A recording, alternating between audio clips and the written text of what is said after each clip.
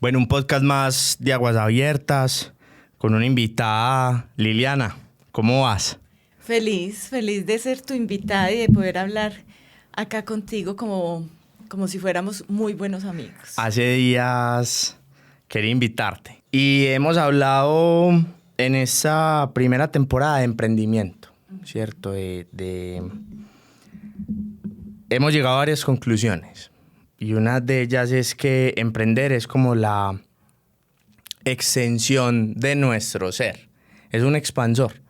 Realmente si uno hemos rodeado un poquito como esa definición de que efectivamente si uno es desorganizado, su empresa va a ser desorganizada, si tiene vacíos, su empresa los va a tener, al final es un reflejo y uno no puede como aportar lo que no tiene, ¿cierto? Entonces, parte de ese trabajo de emprendimiento lo hemos venido haciendo como que el emprendedor también se trabaje y crezca y pueda aportarle más a su organización.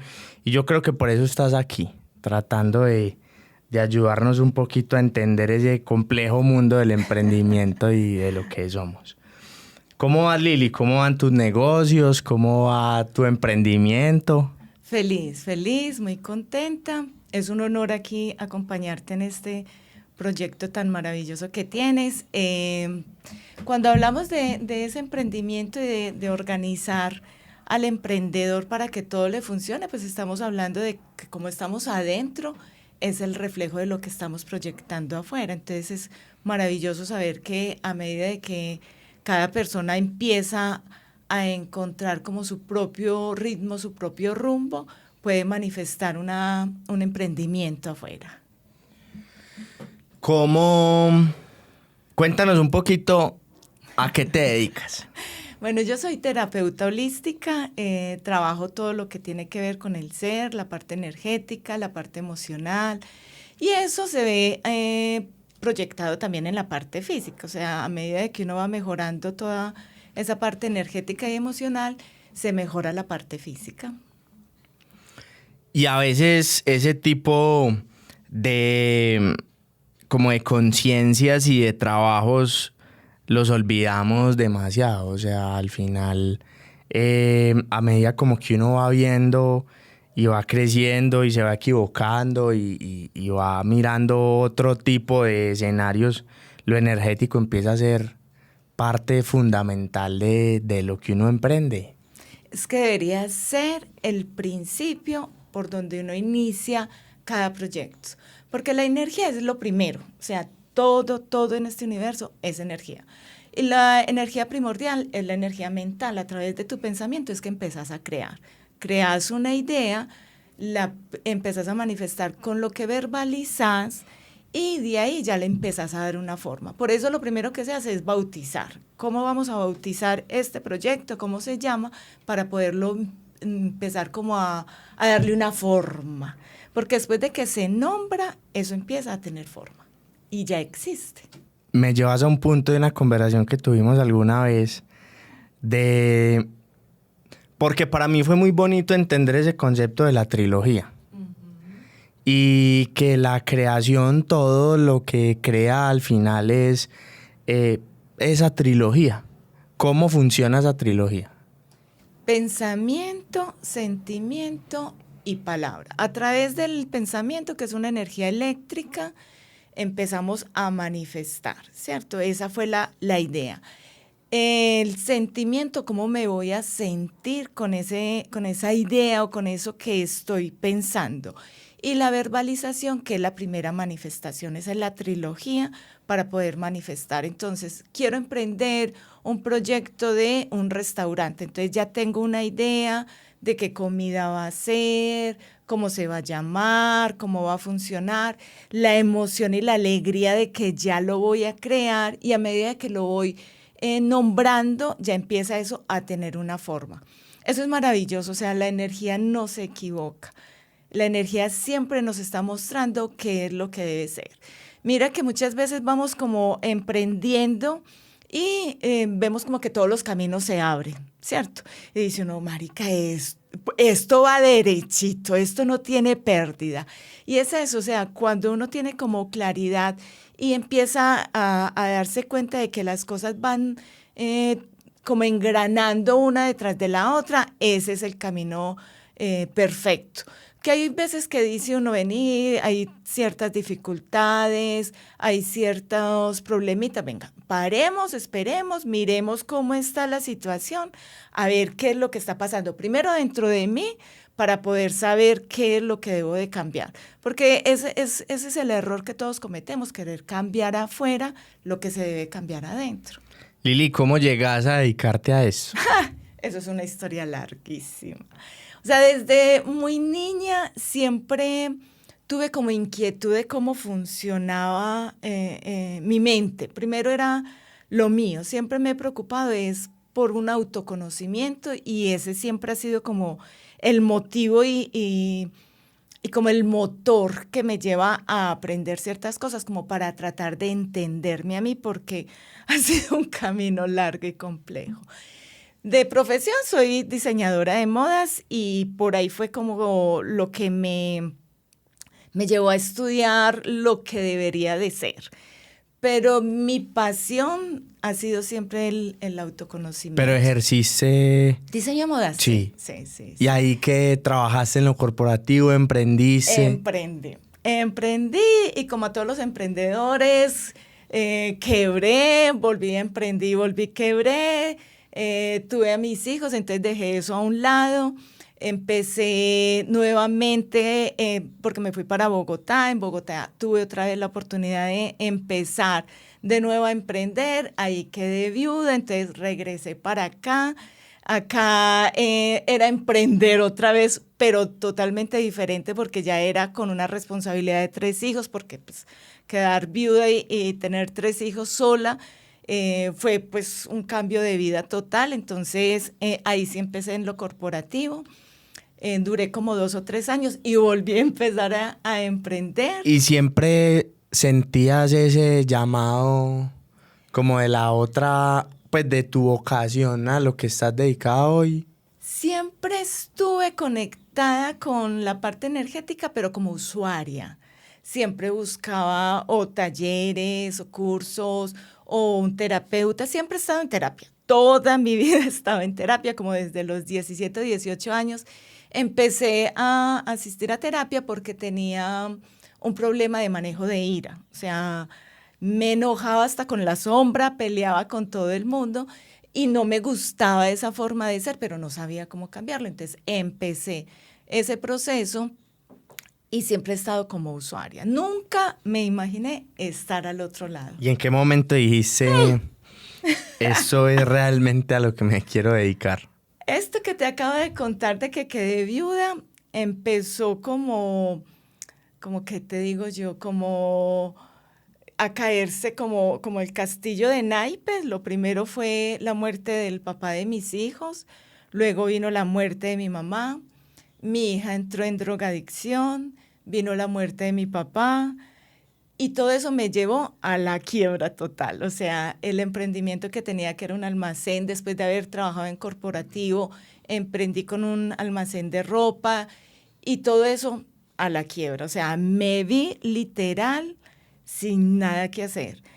Lo único que podía hacer era accesorios, o sea, aretes, manillas, que lo aprendí en clase, pero no era como mi fuerte, pero era lo único que tenía en ese momento como para invertir. O sea, estos canutillos y todo eso es súper barato y yo tenía que sacar 3 hijos adelante y necesitaba hacer algo. Entonces empecé a hacer aretas, pulseras y me iba con mi hijo menor, tenía como 6 o 7 años, a vender mi producción. Eso fue una época súper difícil, súper compleja, porque literal, o sea, no tenía apoyo de nadie porque no había nadie.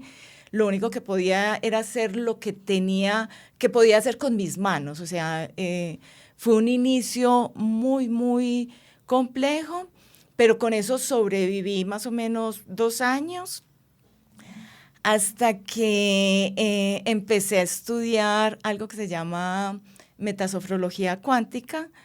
La verdad, empecé primero a trabajar en la escuela de metasofrología cuántica. Entonces, como empleada, podía estudiar y estudié allá Y una vez una compañera me invitó a hacer un proceso energético en una empresa, era una empresa de publicidad, y en esa empresa el gerente, pues hablando de qué se veía, cómo estaba la energía, cómo había que mover los objetos y todo lo que había que poner, no era Feng Shui, porque no me dedico al Feng Shui, pero sí sé cómo se está moviendo la energía en los lugares. El gerente me dijo, yo quiero una cita con usted. Y en mi vida había atendido a alguien. Había estudiado, tenía los conocimientos, pero nunca había atendido a nadie. Pues no le iba a decir a él, sabiendo que estaba en ese momento en los rines, que nunca había atendido a nadie. Entonces llamé a una amiga y yo, alguien quiere que me atienda con él, préstame el consultorio, que no sé qué. Mi amiga me prestó el consultorio, con él empecé. Yo hablé con el chico, lo acosté en la camilla y yo, ay, ¿yo qué voy a hacer? ¿Yo qué hago? Bueno, empecé y él salió feliz, siguió el proceso. En medio del proceso me recomendó a la mamá, me recomendó al papá, a la hermana, a la esposa del hermano. No, pues toda la familia y así empezó por referidos. Y ya llevo 16 años en este proceso. Qué nota, Sí, Lili. sí.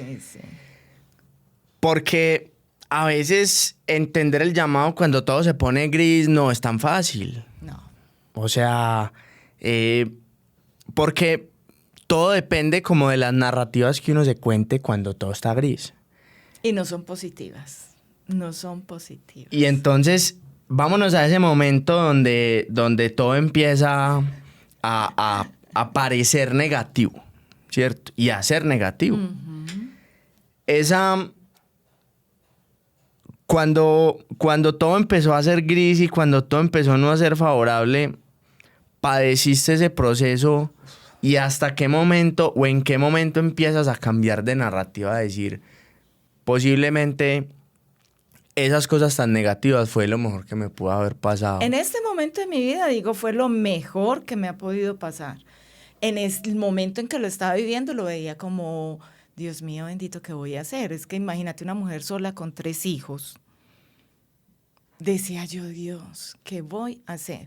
No podía bajar el nivel de vida de mis hijos y eso era lo que más me preocupaba. Pues eso se bajó porque a la quiebra total, como te dije, fue... Haberle hecho más café.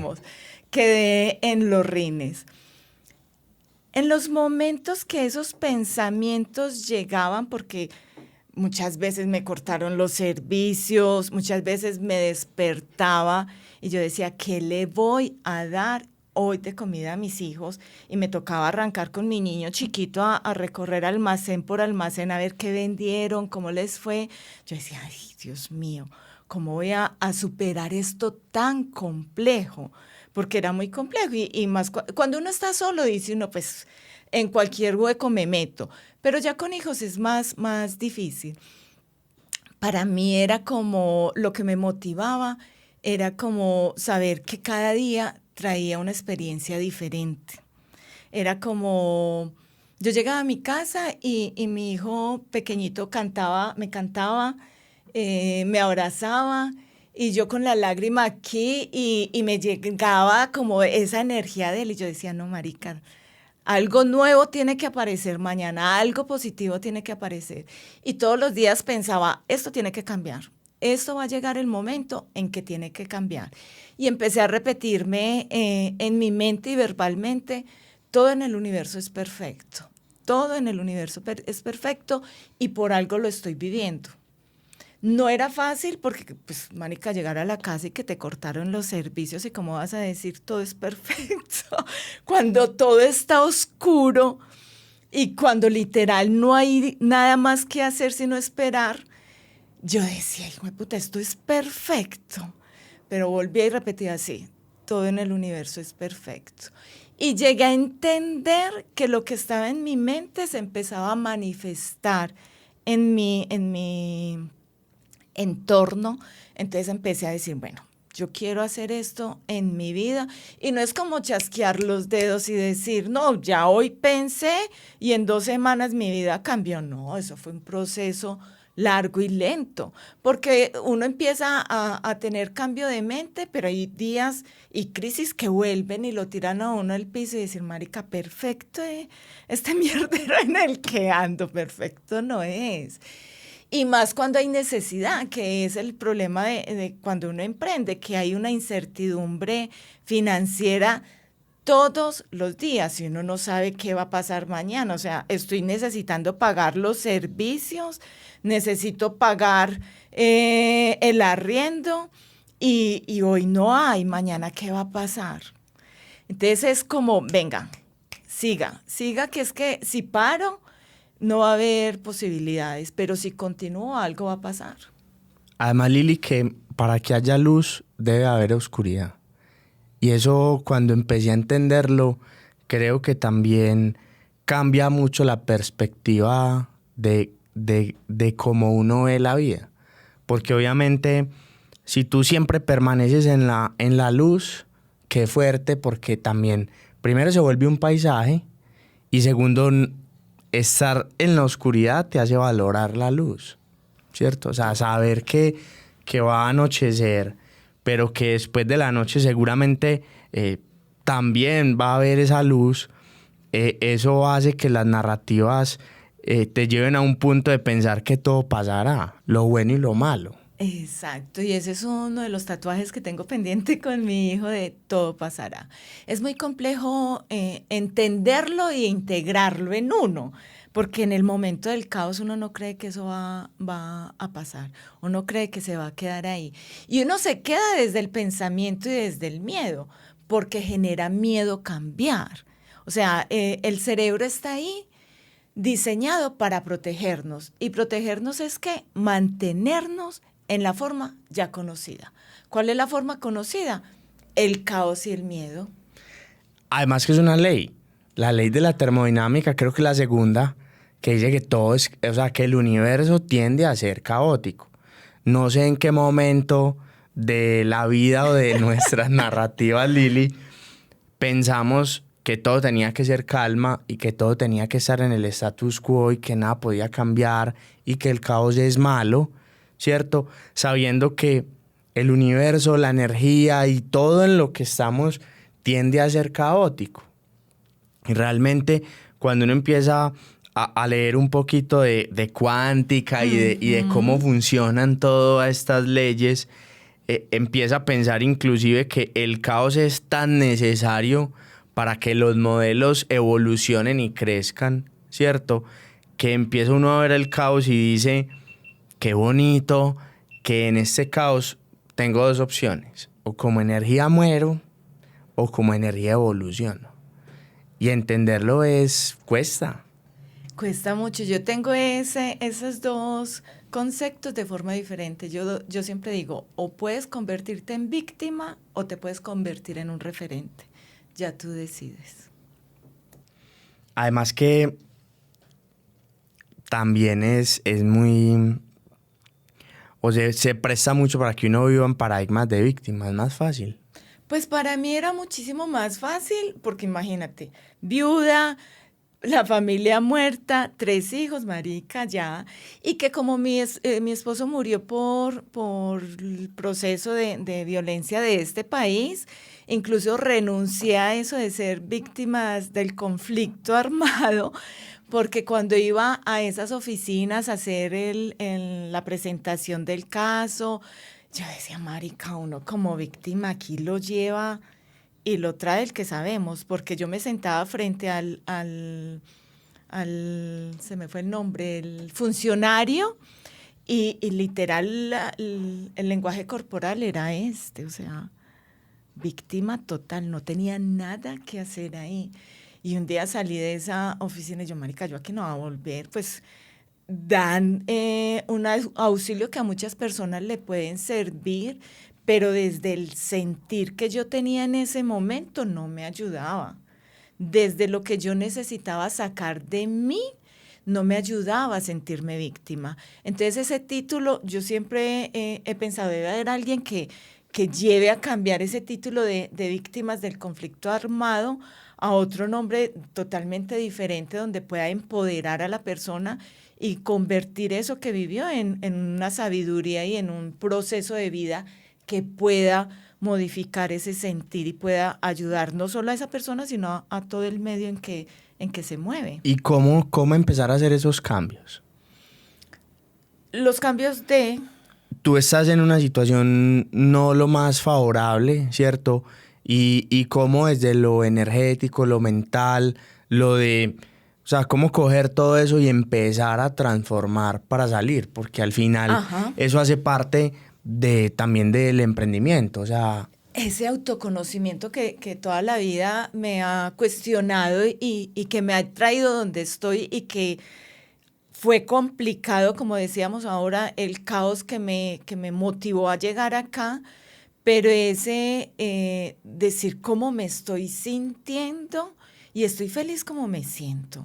O sea, me siento como víctima y realmente estoy feliz como me siento o quiero cambiar. Porque es que hay dos situaciones. No estoy contenta, pero no sé cómo cambiar, ¿cierto? Porque eso es lo que nos pasa. Muchas veces tenemos un comportamiento con el que no estamos a gusto, pero no sabemos cómo modificar ese comportamiento. Por eso recurrimos a un terapeuta o un guía que nos ayude a salir de ahí. Pero eso nos lleva a nosotros a conocernos y decir, no, marica, esto no es lo mío.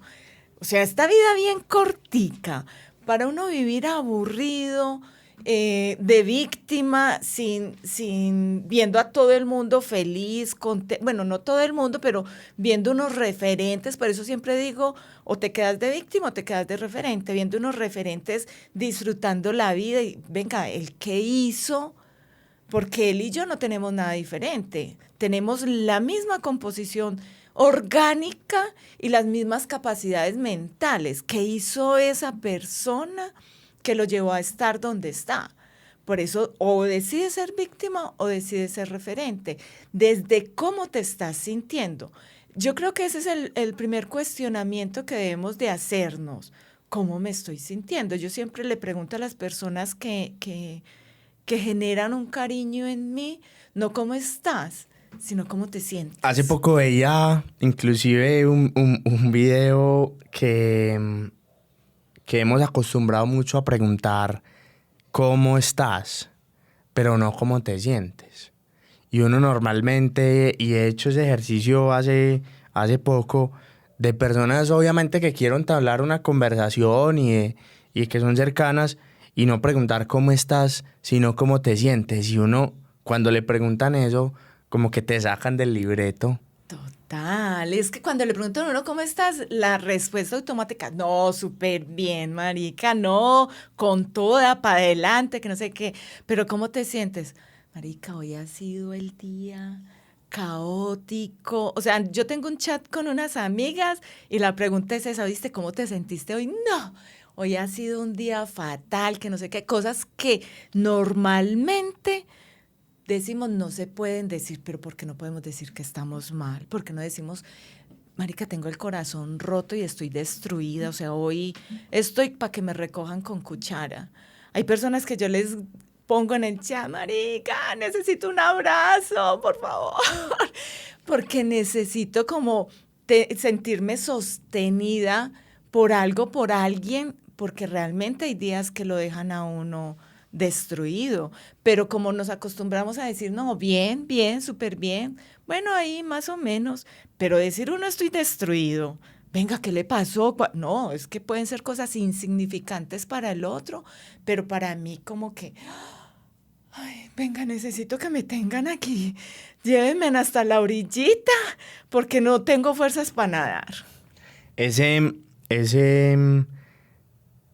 Ese poder de la vulnerabilidad como es de fuerte, porque es reconocer que podemos estar mal, o sea, que se vale no tenerlo claro, que se vale estar en una situación desfavorable y desde ese reconocimiento empieza a transformarse y empiezas a salir. Mira, hoy en día estoy viviendo una situación con un amigo que no vive acá en el país y también vive solo, tiene una hija y está pasando un proceso de salud muy complejo. Y a la distancia, pues he estado muy pendiente de él, preguntándole, vení, todos los días, ¿cómo te sentís? Y llevamos ya como 2 o 3 meses en esa situación y anoche hablábamos de esa parte y me decía, gracias por acompañarme en esta vulnerabilidad y estar ahí. No en presencia, pero sí preguntándole cómo te sentís. Y hay días en que me dice, Lili, la verdad hoy quiero que me pongan la inyección, no quiero vivir más. O sea, hoy estoy vuelto nada porque vive con un dolor y vivir con un dolor es una cosa muy compleja. Y hablábamos de lo difícil que es volvernos vulnerables, pero llegábamos a la conclusión de qué fuerte nos vuelve sentirnos vulnerables y poderlo compartir. Porque es que vos no compartís tu vulnerabilidad con cualquiera. Y eso es lo importante, poder encontrar con quién compartirlo. En una conversación también ayer hablábamos de que para los hombres es muy complejo encontrar esa posibilidad de hablarlo con alguien. Encontrar un amigo con quien decirte, uy, no, marica, hoy estoy vuelto nada, o peleé con aquella y estoy destrozado, ¿no? Porque te llevan no, deja la bobada, pues, mujeres hay, o ven y tomémonos un trago, o ven y vamos y salgamos de esto, no, vívalo. Además, porque Vívalo. es un rol que nos entregaron desde niños, sobre todo a los, pues, a los hombres. Realmente los hombres no lloran, frases que se programan en el software mental y que llegar ahí y sacarlas es muy fuerte. O sea, ese rol de siempre proveer, de siempre liderar y de siempre estar ahí es fuerte y no creas, o sea, es una presión de siempre tratar de tenerlo todo bajo control y estar bien y entender que no necesariamente hay que hacerlo. O sea, ese poder de la vulnerabilidad lo he venido estudiando, rodeando y como entendiendo y creo que es muy fuerte. Mira que yo estoy muy, muy a favor del empoderamiento femenino, muy a favor porque nos ha tocado épocas muy duras, lo he vivido y durante la historia pues es innegable que han sido situaciones muy difíciles para la mujer, pero yo quiero un empoderamiento femenino donde le dé lugar al hombre, porque el hombre debe tener un lugar al lado de la mujer, ni adelante ni atrás, porque al hombre también le ha tocado muy difícil, o sea, desde la parte emocional, el hombre ha sido golpeado y venga, usted no puede decir qué le duele ni qué siente. Yo veo al abuelo de mis hijos con un lenguaje corporal totalmente rígido y ese señor para dar un abrazo es una cosa súper difícil. Y mira que a los hombres les ha tocado tan duro que quienes van a la guerra siempre. Porque son los fuertes, ¿cierto? Sí, es un tema de vulnerabilidad, pero es un tema también de reconocimiento. Yo siento que también ese rol que se nos ha entregado, también lo hemos venido como poniendo entre comillas desde hace no mucho. Y eso también abre unas puertas súper inexploradas de que uno también puede hacer unos procesos diferentes y de reconocer que no todo lo tiene que saber y que no siempre tiene que ser el proveedor. Exacto, y que no siempre tiene que estar fuerte. O sea, hay días que puedes estar vuelto mierda y que necesitas a una mujer ahí que esté a tu lado. Y hace poco una persona que hablábamos de esos temas me decía, es que el mundo necesita que los hombres desarrollen su energía femenina y ya las mujeres han venido desarrollando esa energía masculina porque al final es luz y oscuridad, o sea, yin y yang, blanco y negro, o sea, no todos podemos estar. El mundo estuvo en gran... Hace unos años ha venido estando en su energía masculina y creo que hoy cambiar como esos paradigmas y estar en esa energía femenina creo que también es una energía de protección, de salvar el mundo, de lo sostenible, de lo ecológico, y creo que esa sensibilidad también es súper fuerte en el tema de los negocios, el mundo, las personas y esa sensibilidad creo que es muy importante. Yo creo que eso debe ser una dinámica que esté en movimiento constantemente. O sea, hay momentos en que como mujeres necesitamos esa energía masculina de fuerza, de decisión, de emprender, y hay otros momentos en que necesitamos sentirnos cuidadas, protegidas, pero hablémoslo, digámoslo, lo mismo los hombres. Hay momentos en que se necesita esa fuerza y ese poder masculino, pero hay momentos en que los hombres también necesitan ese acompañamiento y ese apoyo femenino, pero hablémoslo, porque es que damos todo como por hecho, o sea, el hombre siempre tiene que estar fuerte y la mujer siempre tiene que estar ahí como cuidada. ¿Y por qué no estamos como en esa dinámica de intercambio? O sea, yo siempre hablo de darle el lugar al hombre al lado de la mujer. Y yo quiero eso como en las parejas, o sea, esa dinámica de que estamos de igual a igual, pero que hay momentos en que yo tengo un 20 y vos puedes tener un 80, o en momentos en que vos tenés un 20 y yo pueda sostener con un 80. Llegas a un punto en el de hablémoslo, y eso hace parte de una de las tres fases o partes de la creación, y es la palabra. O sea, cómo exteriorizar y cómo efectivamente empezar a comunicar todo eso que tenemos en el pensamiento y en ideas. Y yo quisiera como atreverme a contigo y como hacer un decálogo de todas esas cosas que necesitamos en el emprendimiento tener desde lo interno. O sea, cómo empezar a trabajar todo lo interno para materializarlo en nuestros emprendimientos. Bueno, lo primero para mí es tener claro que tenemos que abrazar la incertidumbre. Eso es lo primero cuando se empieza un emprendimiento. No hay nada asegurado, nada. Es una incertidumbre en todos los sentidos, desde la financiera hasta la mental, porque uno emprende con todo. O sea, nadie va a emprender como, ay, no, voy con miedo, no. Uno emprende con toda, el miedo lo va poniendo atrás. El miedo sale es cuando se encuentra uno con la incertidumbre. Ahí es cuando empieza a florecer el miedo. Entonces, la primera es entender que hay una incertidumbre. La segunda es entender también que llega el miedo. Ok. ¿Y cómo gestionamos nuestros miedos? Para mí lo primero es empezar a escribir. ¿A qué le tengo miedo? Le tengo miedo a que esto no funcione.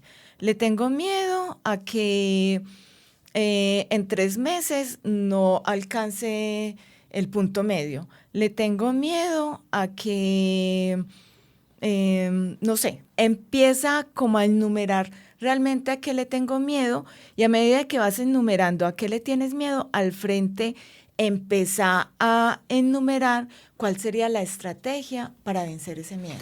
¿Uno cómo podría definir un miedo, Lili? Eso que te pone a dudar. O sea, yo voy con toda. Ay, marica, pero ¿sabes qué? El local de enseguida está haciendo lo mismo que yo. Literalmente no estoy diciendo tengo miedo, pero hay una duda, ¿cierto? ¿Cuál es el miedo? La competencia. Porque es que yo siento que los miedos no los han sido entregados. Es aprendido, es aprendido. O sea, un niño no tiene miedo. Un niño empieza a aprender a tener miedo a medida de que la mamá le va diciendo, cuidado, no lo haga, mire allí. Un niño ve un animalito y lo primero que quiere hacer es tocarlo. ¿Por qué le coge miedo un niño a un perro? O seguramente le dijeron, cuidado, te hace daño. En fin, hace poco yo le tengo mucho miedo como a los insectos y reacciono ante ellos. Y empecé como a entender por qué. Obviamente transmitido desde mi mamá, pero también hace parte de que es que los insectos son los animales que como que uno de los que menos se parece a nosotros. Entonces también la diferencia nos da mucho miedo. Lo que es diferente da miedo. Claro, y mira lo que hiciste. O sea, vení, ¿por qué le tengo miedo? O sea, empieza a cuestionarte por qué. Entonces, si yo le tengo miedo fue porque mi mamá me dijo, cuidado, mire que le va a picar. Entonces voy a investigar, vení, ¿cuáles son los insectos realmente peligrosos? ¿Y qué es lo que pasa cuando un insecto me pica? Y ya cuando empiezas a investigar y a darte cuenta qué es lo que realmente le tengo que tener miedo, ya sé que a un grillo no le va a tener miedo. Y me puede brincar el grillo acá y me da susto. Pero venga, ya sé que no me va a picar. Entonces lo cojo con delicadeza, lo monto en una hojita y lo llevo a su hábitat, ¿cierto? Entonces podríamos decir que el tercero es autoconocimiento. Es la clave. Partiendo de la incertidumbre y del miedo. O sea, yo si empiezo a detectar cuáles son mis miedos y por qué hay tanto temor a la incertidumbre, porque yo siento que también nos dijeron y hay unas narrativas de que todo lo tenemos que planear, todo lo tenemos que de alguna forma controlar o gobernar, y cuando estamos carentes de eso llega la incertidumbre, llegan los miedos. Entonces, partiendo de la incertidumbre de que siempre va a haber, y más en el camino de emprender, van a llegar los miedos, y desde esas dos cosas, autoconocernos. Acabas de dar la palabra clave y es control. Marica, uno no tiene control en esta vida sino de uno mismo. De resto, vos podés tener el plan perfecto. A más B igual a C. Eso nunca funciona, marica. Eso no te funciona. En la vida de un ser humano, eso no funciona. El único control que podemos tener es frente a nuestros pensamientos, nuestras reacciones y nuestros comportamientos. Es lo único que podemos controlar. Entonces esa sería la cuarta. Soltar el control. Soltar el control. Hace poco buceé, me estaba certificando, y una de las cosas que aprendí en esa certificación fue soltar el control para adquirir el control. Realmente es dejar fluir, porque es una utopía y es ridículo pensar que lo vamos a controlar. Es que no, pues, y es que imagínate en el mar donde lo que menos esperas puede pasar, una corriente, un animal, no sé, pues no sé mucho de buceo, pero algo ha de pasar y vos decís, marica, ¿aquí qué hago? Y vos soltás el control y decís, bueno, llegó esta corriente, esperemos que pase para poder salir de ella, porque si vos empezás a querer ir contra esa corriente, lo único que vas a hacer es desgastar tus fuerzas. Incertidumbre, miedo, autocontrol, autoconocimiento, dejar el control. ¿Qué otro sentimiento es importante empezar a trabajar en el emprendimiento? Empezar a tener ese positivismo, pero no el positivismo tóxico de sí, vamos, que todo lo puedo, no. Un positivismo real de dónde estoy parada y hacia dónde me quiero dirigir, sabiendo que cada paso que doy me lleva a donde yo quiero llegar. Es ese positivismo de que sí se puede, no con control, con ausencia de miedo, pero sí con planeación. O sea, que nos lleva al sexto punto de planear. Sí, es importante. ¿Cómo planear o qué ejercicios nos recomiendas como para hacer una buena planeación, para de alguna forma planear no solamente nuestros emprendimientos, sino como nuestra vida en general? Mira, yo siempre hablo de que esta vida es como un viaje, ¿cierto? Entonces yo tengo origen Medellín y objetivo llegar a Bogotá. Tengo varias alternativas, me puedo ir por tierra, me puedo ir por aire, me puedo ir en bicicleta, me puedo ir en patines. Vos elegís cómo vas a llegar hasta allá. Y puedes elegir cuál es el camino.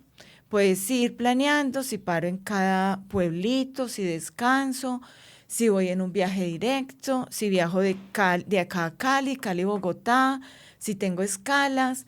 Entonces, cada momento que yo vivo sé que me va a llevar a donde yo quiero. Entonces, si me voy a ir en patines, sé que voy a tener un viaje que me va a durar muchísimo más tiempo que si me voy en avión. Entonces, si me va a durar muchísimo más tiempo, entonces tengo que tener eh, gastos extras, tengo que tener planeación de cuál es la comida, cuáles son las paradas.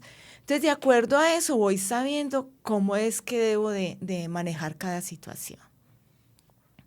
Pero a veces, ¿cómo saber que la meta que elegí es realmente la meta indicada? Marica, porque si yo voy de aquí a Bogotá y llegué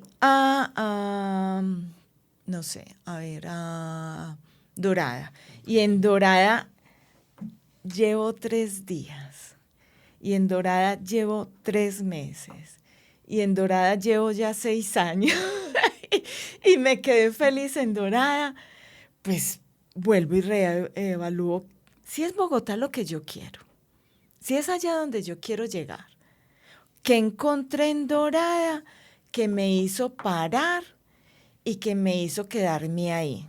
O sea, ¿qué está pasando en mí? Que paré. Si paré y no encuentro salida o si paré y estoy feliz. Y y eso nos puede llevar realmente a entender cuál es nuestra vocación.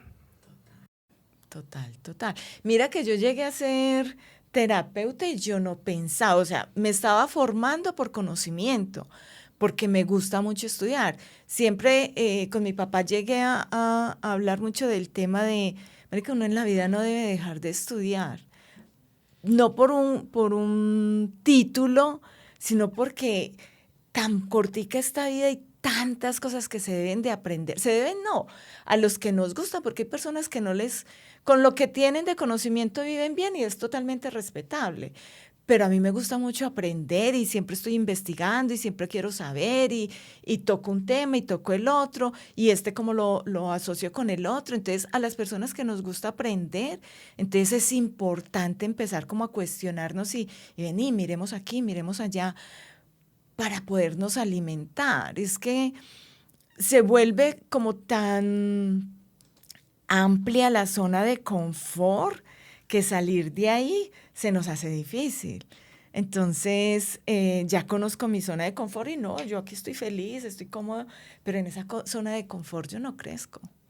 En esa zona de confort yo no evoluciono. Lo que vos decías ahora, o sea, conocer la oscuridad nos lleva a cuestionarnos, venga, hay un rayito de luz, me voy a pegar de ese rayito de luz a ver hasta dónde puedo llegar.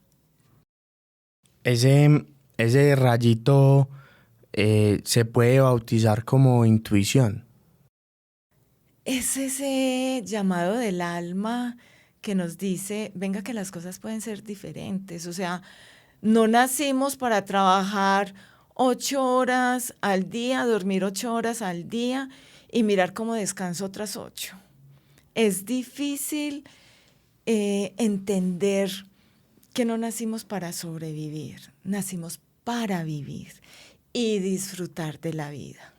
Mi bien más preciado en este momento es mi tiempo, acompañado de mi energía. Yo no lo desperdicio. O sea, mi tiempo es el valor más grande que tiene en este momento mi vida.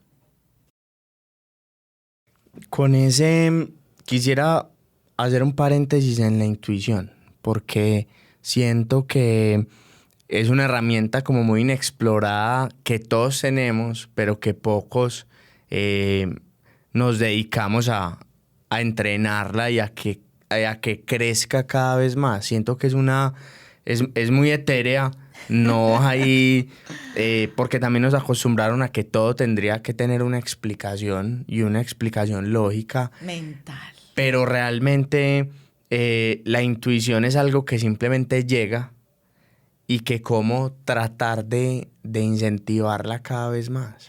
Me acuerdo y llega a mi mente en este momento una de las conversaciones que tuvimos en Bahía Solano, allá en ese comedor de saber qué es realmente la intuición y cómo sabe uno si eso es intuición, si es una voz en mi cabeza, porque todos tenemos millones de voces en la cabeza, Todos tenemos un no sé qué que no me deja escuchar realmente esa voz del alma, que es esa intuición. La intuición es un sentir, no es un pensar. La intuición es una certeza de que algo va a estar bien. Es una certeza que no le cabe una duda. Cuando vos empezaste este proyecto, yo me acuerdo que lo hablamos y hablamos de esa trilogía que fue la primera conversación, y yo te veía esa pasión y yo te veía como tomabas notas. Yo, marica, este man la va a sacar del estadio porque es el camino. O sea, no tenías duda. Tenías miedo de que, hijo de puta, va a ser algo diferente a lo que siempre he hecho, pero tenías esa certeza y esa confianza porque sabías por dónde ibas a llegar a lo que querías. Y ese sentir o esa certeza, yo siento que es también una elección. Uno elige vivir en certeza, que podría ser como el noveno punto de elegir estar en certeza. Ese es el trabajo de la mente. O sea, no es un enemigo. La mente no es un enemigo. Lo que pasa es que no nos han enseñado que es un aliado. La mente es lo que nosotros hagamos con ella, no lo que ella haga con nosotros. Y si nosotros aprendemos qué son los pensamientos que tenemos en la mente, cuáles son esos pensamientos, elegimos con cuáles nos quedamos y con cuáles no. En estos días hablaba con alguien y le decía, marica, ¿qué es lo que vos tenés en tu cabeza? No, yo no sé. Y yo, empecemos por eso. O sea, ¿qué tenés en tu cabeza? Hay un ejercicio que me encanta y es cuando nos despertemos, pongamos un cronómetro de 3 minutos. Digo, pongamos un cronómetro porque se nos hace eterno. Entonces, si ponemos ese cronómetro, sabemos que no vamos a pasar más de 3 minutos. Y vamos a ver los pensamientos, como cuando vemos una película, sin generar ni juicios ni críticas. ¿Qué hay en nuestra mente? Cerramos los ojitos, respiramos normal y vemos la película. Y de acuerdo a lo que vemos en esa película, decidimos con qué nos quedamos o con qué no. Pero es importante saber qué hay en nuestra mente. Y eso nos lleva al décimo. Por aquí tomando nota es realmente qué está en nuestra mente, es qué narrativas nos estamos contando. ¿Qué me estoy contando de mí, de mi pareja, de mi entorno? Y esa narrativa nos define, porque define el yo. Es que es la única compañía que tenemos toda la vida. Cuando entendemos que esa narrativa es nuestra compañía, empezamos a cambiar la narrativa. Porque si eso que nos estamos diciendo somos capaces de decírselo a nuestro mejor amigo, estamos bien. Pero si eso que nos estamos diciendo no sería capaz de decírselo a nuestro mejor amigo, estamos mal. Esa narrativa, encontrarla es la tarea. ¿Cómo hacerlo? ¿Qué ejercicios? Ya vimos eso.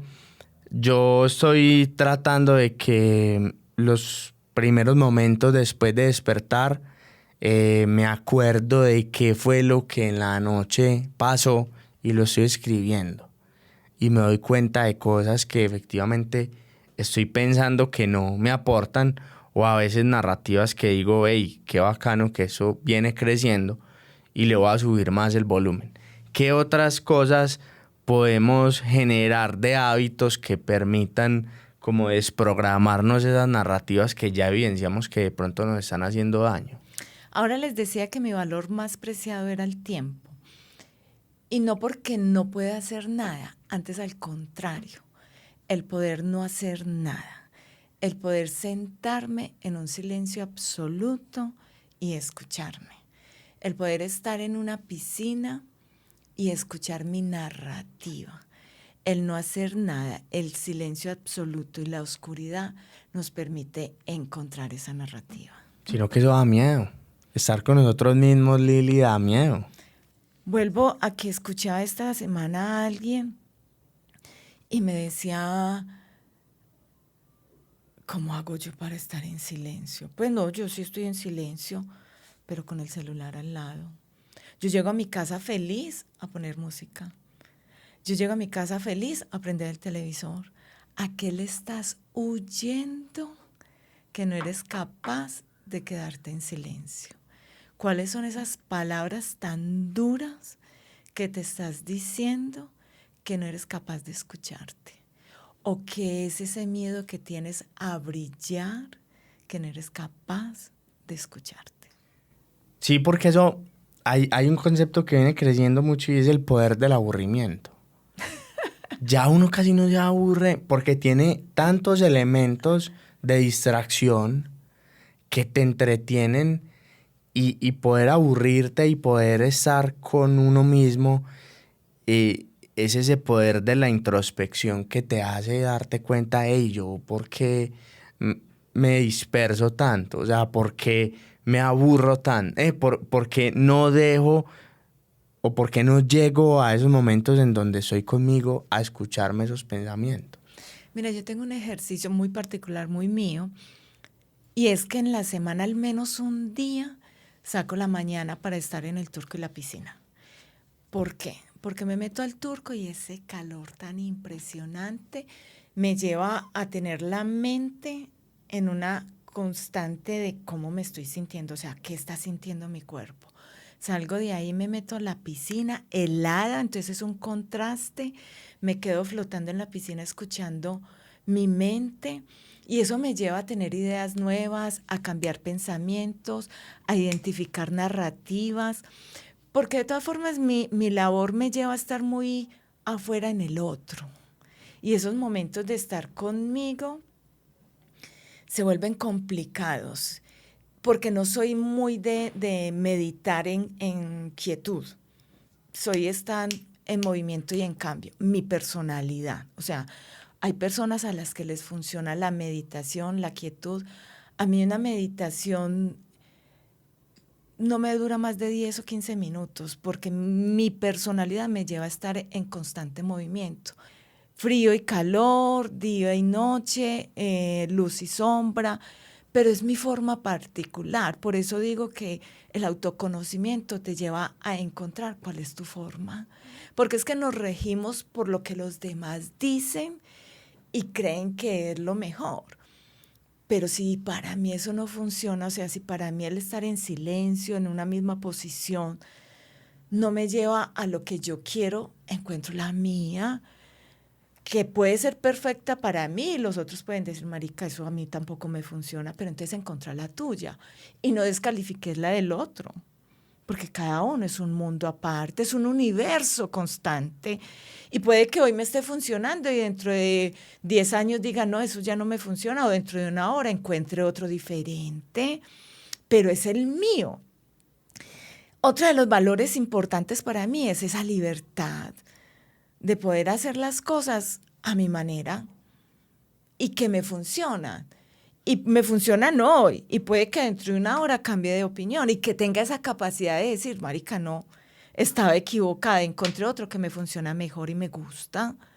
O sea, no hay una constante en la vida, porque hoy puedes decir, el silencio para mí es lo más maravilloso.